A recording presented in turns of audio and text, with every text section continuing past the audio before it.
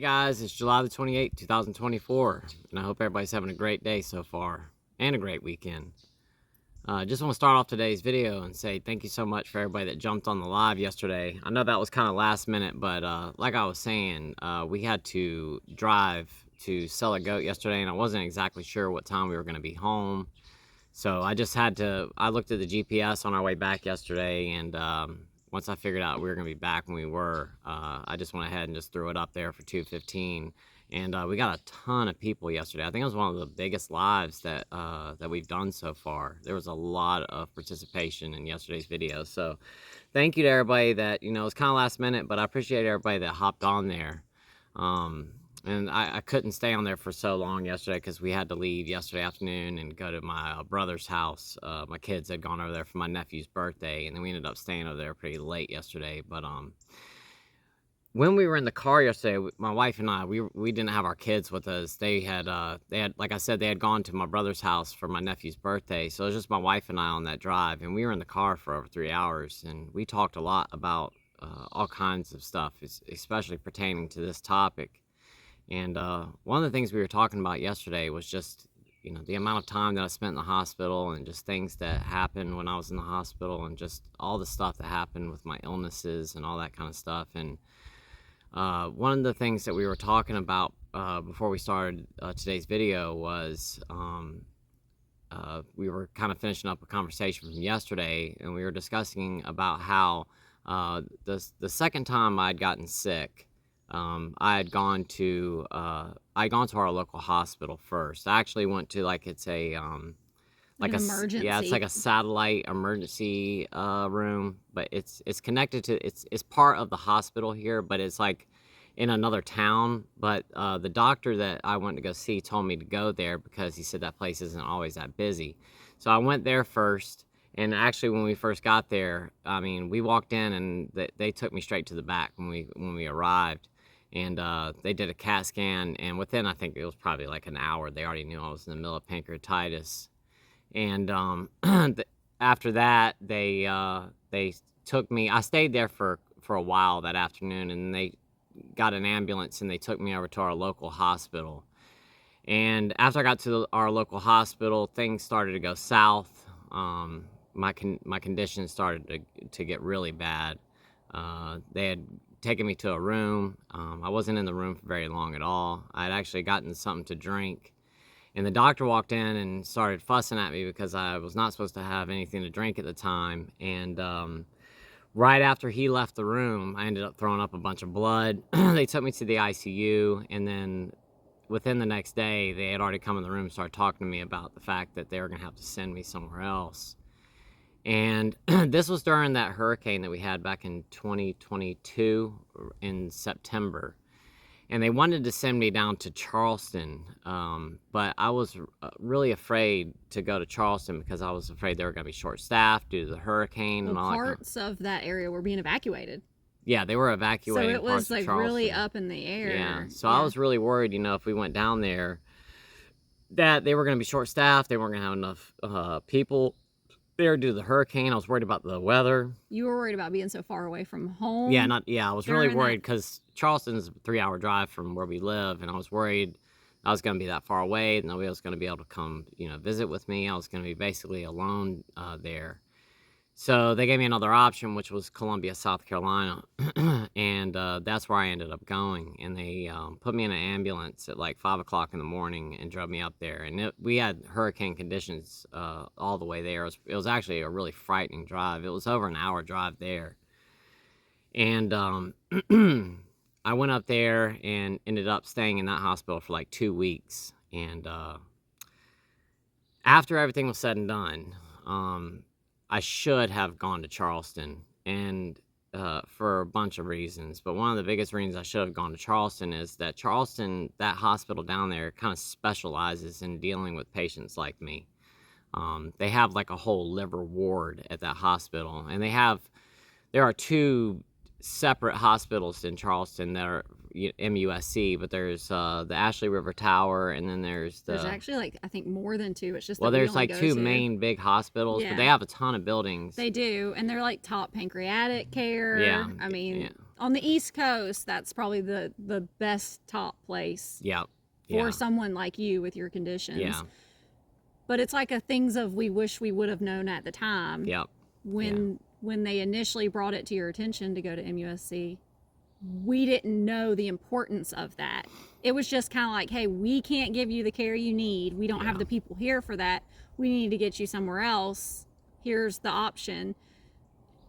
And looking back on it, I wish somebody would have came and sat down and said, here's the reason we want you to go there. Yeah. No one else in the area. We can send you to a hospital that's a little bit better than what we've got, but no one else around here can do what they can do. And you know, looking back on it, I mean, it's not, we just didn't know the importance of that and what turning that down meant. Yeah. And that's what got us started on this whole topic. It's kind of like things we wish we would have known ahead of time about our local area and what they can and can't do for us. Yeah, and the point of it is, and you know, we're taking our experiences and you know, sharing them with you guys so that you can be better informed. And if you encounter any of these kinds of situations, that you can take what we've learned from it and apply it to your situation.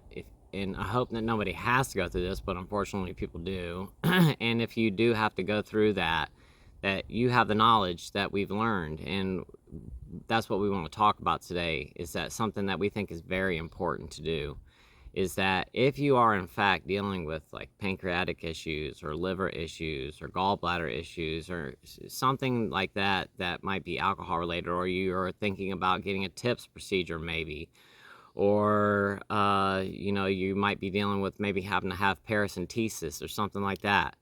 I think it's really important to go ahead, and especially if you know that you're dealing with these kinds of issues and it's probably going to be something that you're going to be dealing with in the future, is going ahead and doing your homework and knowing what hospitals are close to you that can handle those certain types of situations and being aware of that. Because not all hospitals are created equal.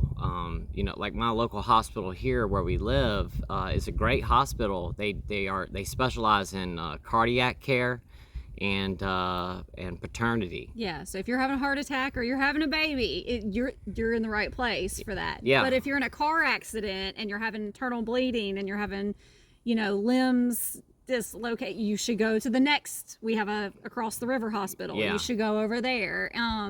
And, you know, sometimes it's an emergency, and you just got to get to someone that can do the best they can. But it's important to know, because they will ask you when an ambulance driver comes to pick you up, if you're cognitive aware enough, they will ask you. I watched them do it with my stepdad. Where do you want to go?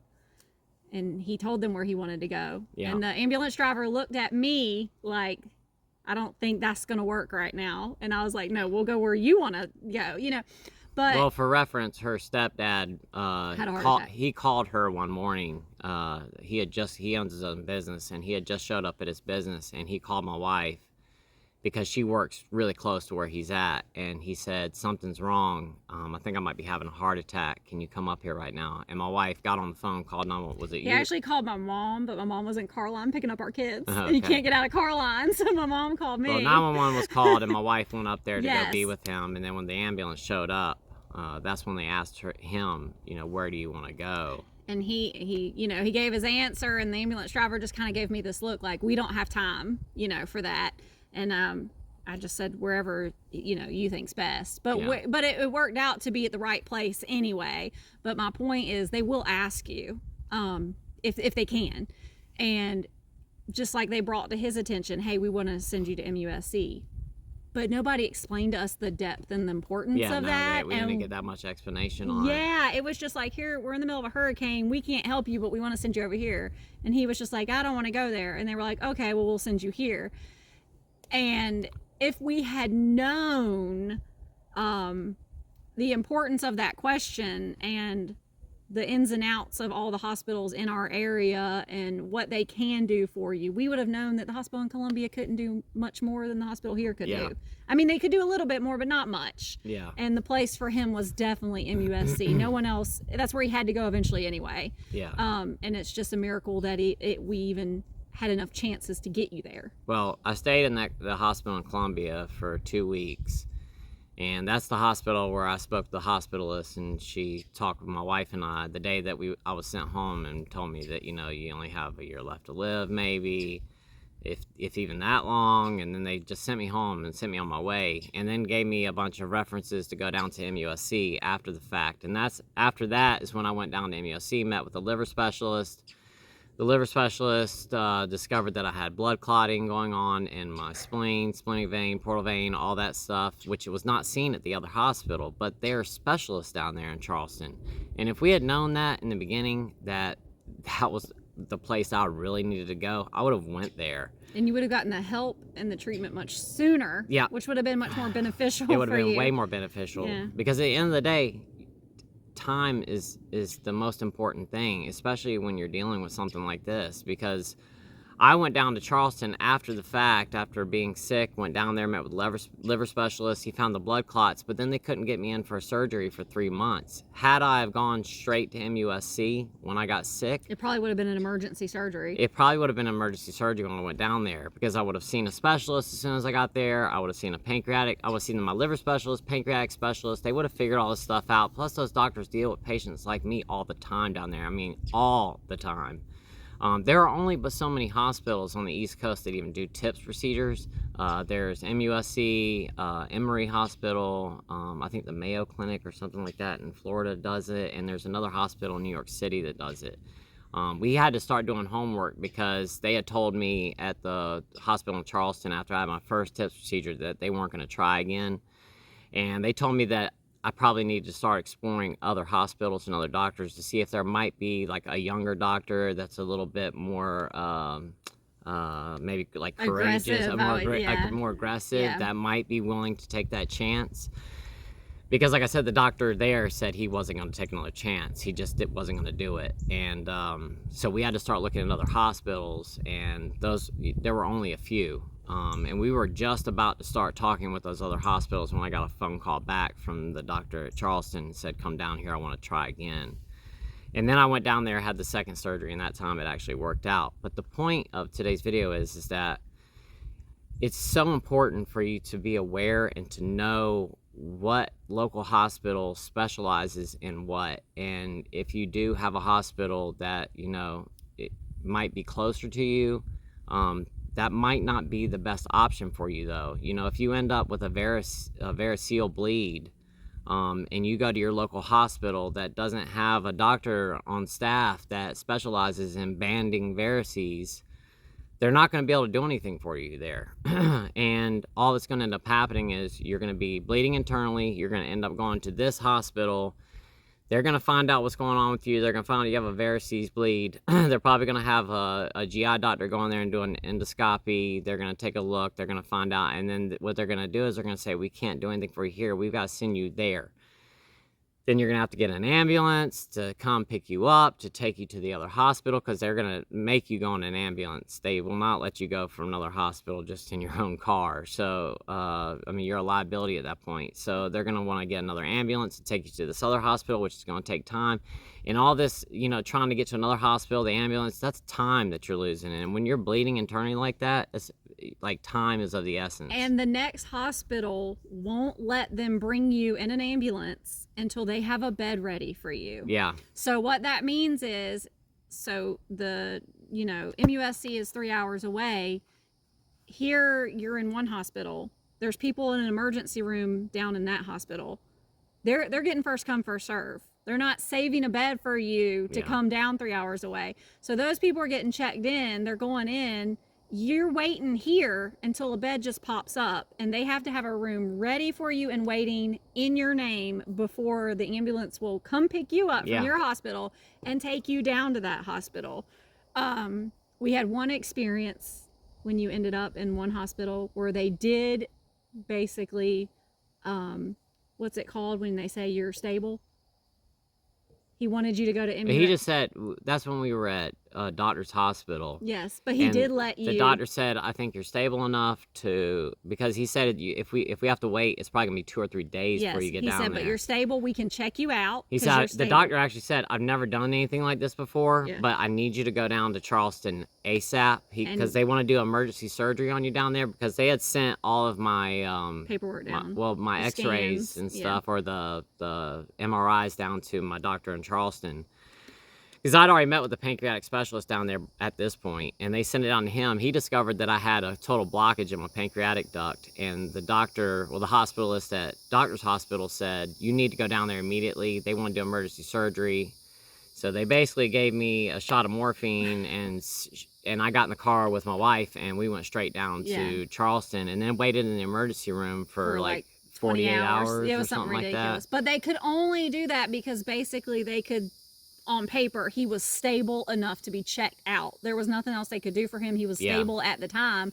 So they could check him out, throw him in the car with me, and we could drive down. We literally passed our house. Remember, we didn't even stop for clothes. We didn't even stop for clothes. Kept driving. I didn't have a toothbrush, anything. Neither one of us didn't have an extra set of clothes. No extra underwear, nothing. Right we could have came to our house, but we needed to get down to Charleston, so we went straight there. But then sat in an emergency room for.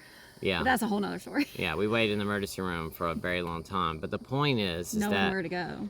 Knowing where to go, what's local to you. You know, if there's a hospital, let's say that you have a hospital that's an hour away, but they don't they do not take care of banding varices, or they don't handle patients that have pancreatitis or liver disease or anything like that. Find the closest hospital to you that is. That way you know. If you end up in an emergency situation, you know where you would like to go. Because, like I said, if you end up at another hospital that cannot handle you, that's time that's going to be wasted because you're going to go there, have to get checked in, and do all your paperwork. It's kind of like prison. You're stuck under their care. Oh, yeah, you're stuck. You're not just going to get up and, just walk out. No.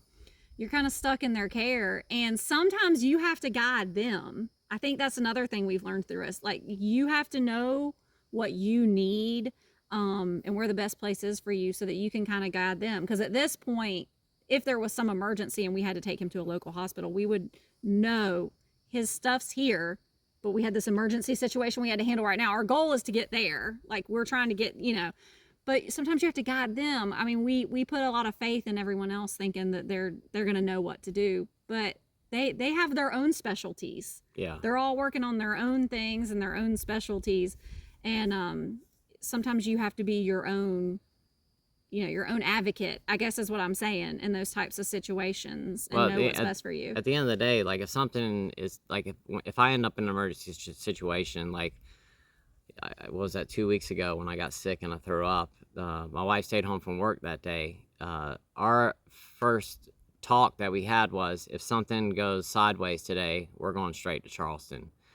We're not going to skip go, collect $200. We're not going to our local hospital. I'm not going to our local doctor. We're just going straight to Charleston because I know that's where they can handle me. That's where I need to be at.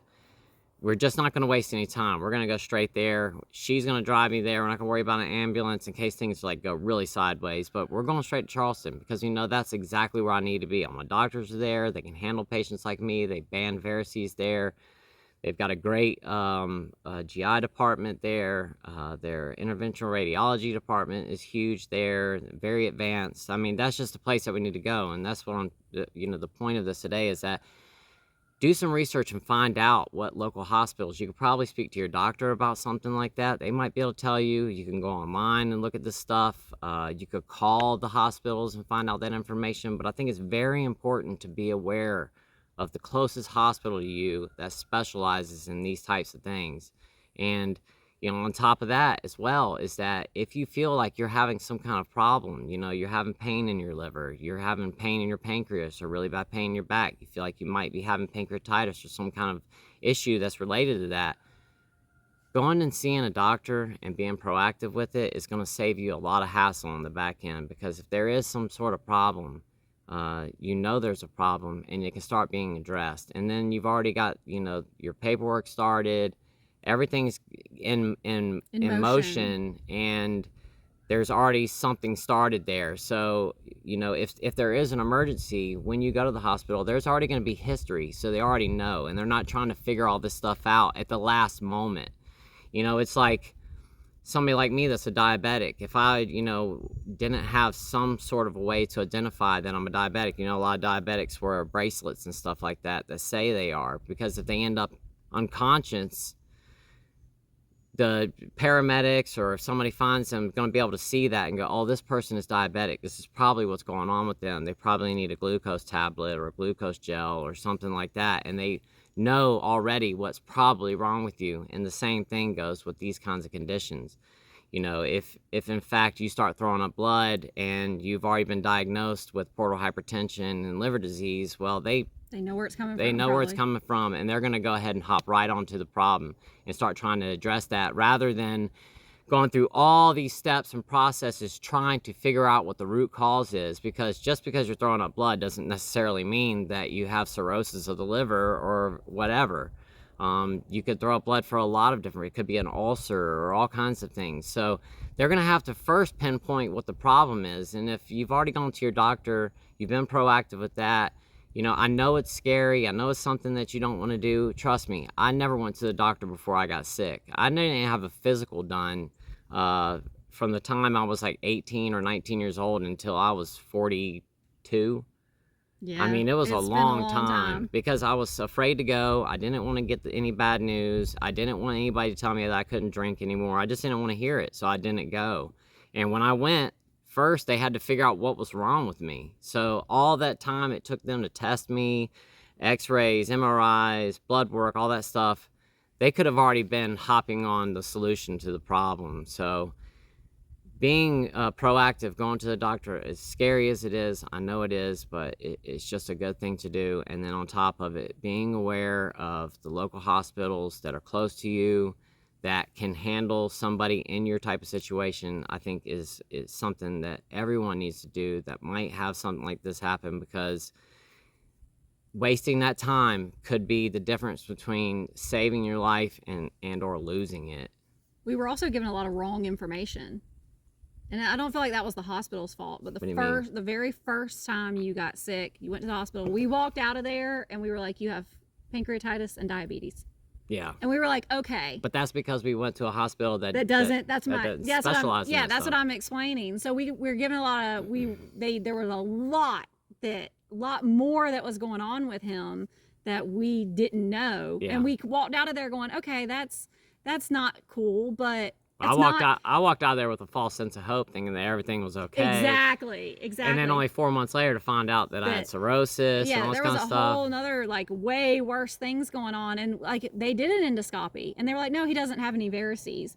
And it's not necessarily their fault. That's just not what they do there. You know, you have different doctors that specialize in different things, and some of them are general. And did they say I didn't have varices? They did. Some of them are very specific. Which is crazy, because as soon as I went, one of the first things they did when I went to the other hospital was they did an endoscopy, and the doctor, when I woke up, said, man, your stomach was like hamburger meat. Yeah, I remember this because I remember your brother encouraged them to do that. And then they did it, and they were like, no, he's good. And we were like, oh. Okay. Yeah, and I remember after getting out of the hospital, and that I felt like I was like, okay, I'm gonna stop drinking. All I had was pancreatitis. I can get through this. Yes, we'll deal with the diabetes. And then that wasn't the case. So there was a lot of information we didn't get from not being at the right place. And I'm not knocking anybody. Everybody has their positives and their negatives, their pros and their cons, and we just weren't at the right place for that. And that's a lesson learned. I mean, it's a hard lesson. Oh, it was definitely a hard lesson. And it was a very roller coaster ride, because we walked out of there going, oh, it's not that bad. Yeah. And then the next trip was low. And then, you know, it's up and down constantly. But that's one of the things I remember was it was a lot of false, oh, okay. And it's just, they just didn't know. Yeah. They don't have the people there to know those things. And I think another thing too is, like she was talking about, you know, advocating for yourself. If you feel like there's something that you want them to do a test for or something like that, speak up. Talk to the doctor. They come into your room every single morning. Yeah, push it. The doctors do rounds every single day. They come in around 10, 11 o'clock in the morning every day. and they come in there and they talk to you and they want to see what's going on. If you feel like there's something that you want to be tested for, or you feel like you have something going on, don't be afraid to speak up and tell them. Yeah. This is your life on the line, and you need to speak up for yourself and let them know what's going on. It's so important. But once again, being aware of a hospital that's local to you and one that can take care of you in your specific situation that you're in, I think is very important to know. And it's something that we had to learn the hard way. Had I have known back then, we would have gone straight to Charleston. They probably would have done emergency surgery, and who knows what might have happened if that had been the case.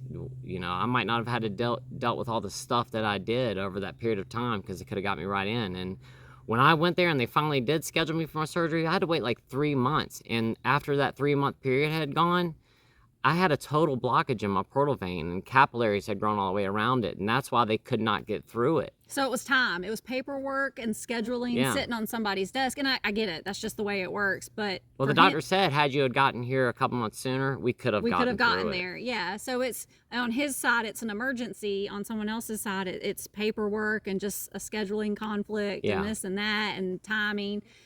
But and a lot of times the best place for you is probably not going to be the easiest place for you. It's probably not going to be the most convenient place for you. Because usually these bigger hospitals are, located in other places, and you might have to take that inconvenience. And not just that, another thing too, with that said about knowing what hospital can take care of you, another thing that's important to know as well is, okay, this hospital might be local to me and they can take care of my specific problem that I have, but do they accept my insurance? Oh yeah, that was a huge thing. Because that's another problem that we ran into, because there were some hospitals that I could have gone to, but they didn't accept my insurance, so I couldn't go there. There was a hospital that wasn't that far away, but they were across the state line. They didn't accept my specific insurance, so I could not go there. And that was just another part of the process where they were trying to figure all this stuff out. Had I have already called around all these hospitals and said, do you accept my insurance? Do you accept my insurance? Okay, well, since you accept my insurance, do y'all handle doing this? I could have told them right off the rip, from the beginning, okay, I want to go here. This is the hospital I need to go to. I could have went to the emergency room. They could have told me what was wrong. And then I could have said, okay, can you get an ambulance to take me to MUSC right now, because that's where I need to go. Or I could have just gotten in the car with my wife. We could have gone straight to MUSC, rather than all the time that got wasted. Because just going to that first emergency room and then going to the second and going to the hospital after that, I mean, we're talking about like a 12-hour span of time it took for them just to figure out what was going on with me, get me all figured out, paperwork, all that stuff, and then get me to my room. All that time that we wasted, we could have already been in Charleston, and I could have probably already been in a room there, and probably would have been having surgery the next day. So I think it's just very important for you to be proactive and know about those types of things. And then you've got doctors. So, when you leave the hospital, they're going to assign you like a doctor that you probably saw when you were in the hospital. Yeah. Like a physician to follow up with. When you get home, Google review it. Yeah. Do your Google reviews and get online and find out if that really is the best doctor for you, because what they're probably going to do is give you the same doctor that was on call when you were in that hospital. And for our case, it was a local doctor that wasn't a specialist in his needs. It was just the best thing they could get here, which I'm not knocking it. I'm just saying he's a very specific case. So when we got home from the second time, I was like, we're not doing this again. I got online.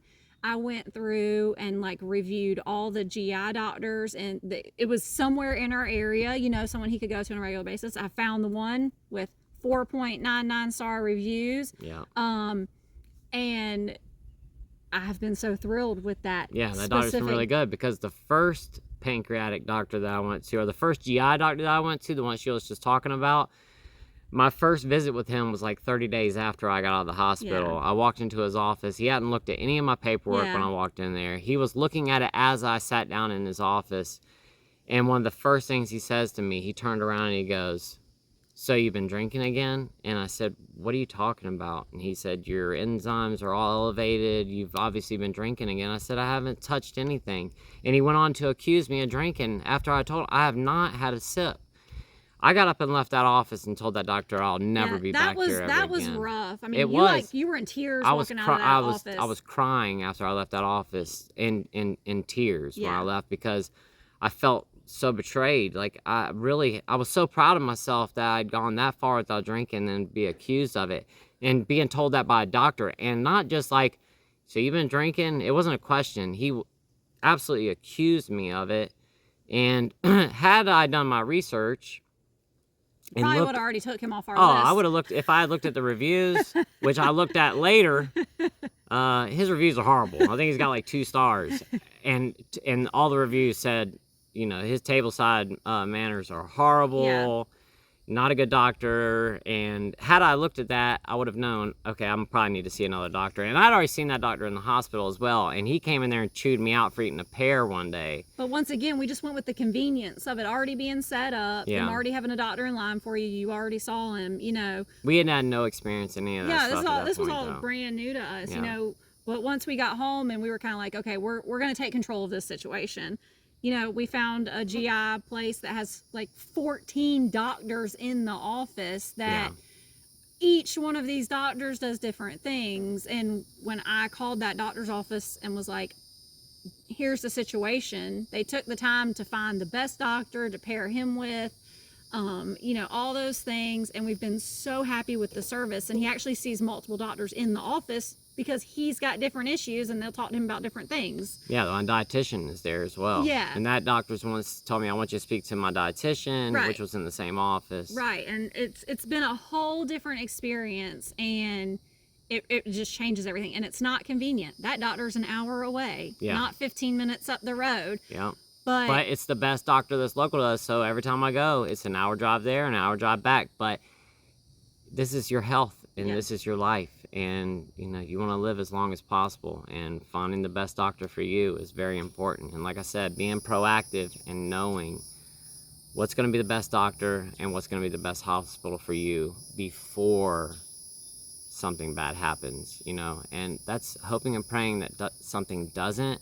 But just like when I made that video about having a hospital emergency bag ready, you know, you hope that you never have to use it, but that when the day comes that you do need it, you're going to be so thankful that you took those extra steps and you already were prepared for the worst case scenario. Because in those moments, and I've had a lot of experience with this, and I know that a lot of you out there have as well, you're not in the best state of mind when you're, you know, in the middle of throwing up blood and you feel like you are literally about to pass away. You know, you don't have all your faculties about you. You're not thinking clearly. You're afraid. And, you know, if you already have an action plan in place, there's not a lot of thinking involved in it at that point. You know, it's just going to be muscle memory. You know, you're just going to pull your phone out and go, this is the place I want to go, or whatever it may be, or your loved one will tell them. But you already know. It's like having a will, you know. We all know that it's someday that we're going to pass away, and we don't want our assets just getting distributed to the government. We want to give it to our closest family members or friends or whoever that may be. Same thought process involved with that as being ready and prepared with knowing what hospital is going to be the best for you, what doctor is going to be best for you, and all that stuff. But guys, thank you so much for watching today. I really do appreciate it. I hope everybody's had a great weekend so far. Once again, thank you so much to everybody that joined in on the live yesterday. It was a great conversation. And until tomorrow, guys, I will see y'all then. Happy Sunday. Happy Sunday. Thanks, guys. I'll see y'all tomorrow. Y'all have a great day. Bye-bye.